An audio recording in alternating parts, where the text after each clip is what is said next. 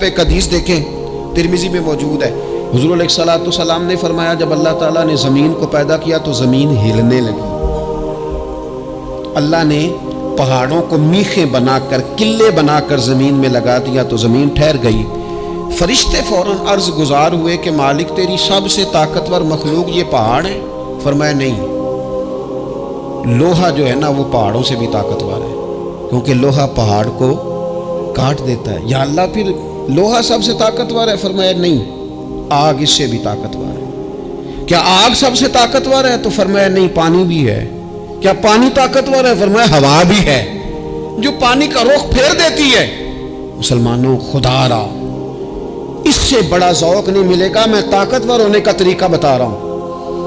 ہمارے ہاں لوگ سمجھتے ہیں کہ میں بولتا زیادہ ہوں اس لیے میں طاقتور ہوں، میرے پاس اسلحہ زیادہ اس لیے میں یہ دیکھو حضور نے بتایا طاقتور کون ہوتا ہے۔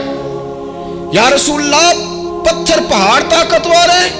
تو فرمایا نہیں، ان پر تو لوہا ہے، لوہا طاقتور ہے، نہیں اس پر تو آگ ہے، آگ طاقتور ہے، نہیں اس پر تو پانی ہے، پانی طاقتور، اس پر تو ہوا ہے۔ تو حضور پھر مہربانی کریں بتائیں طاقتور کون ہے؟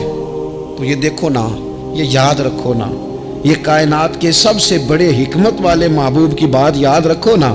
حضور فرمانے لگے سب سے زیادہ طاقتور وہ مومن ہے جو سیدھے ہاتھ سے صدقہ دیتا ہے اور دوسرے کو پتہ بھی نہیں لگنے دیتا۔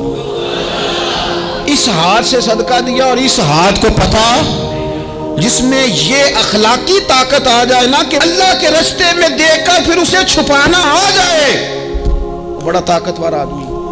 میں یہ سب سے بڑا طاقتور ہے جس نے اپنے رب سے راز نیاز شروع کر لیے، اللہ کے راستے میں دیتا ہے پھر کسی کو خبر۔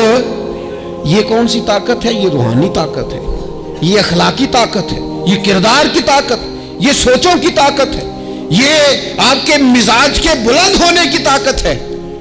لیکن اگر مسجد میں ٹائلیں لگوا کر بھی ایک ٹائل پہ نام لکھوا لیا ہے، اگر کہیں تعاون کر کے بھی کہا میرا ذکر کرو، کوئی خدمت کر کے کہا میرا نام لو، پھر آپ کمزور ہیں، پھر آپ طاقتور نہیں ہیں، پھر آپ نے بزدلوں جیسا کام کیا، پھر آپ نے وہ رنگ اختیار کیا ہے جو شاید آپ کو ذہنی طور پر بڑی کوفت میں مبتلا کر دے۔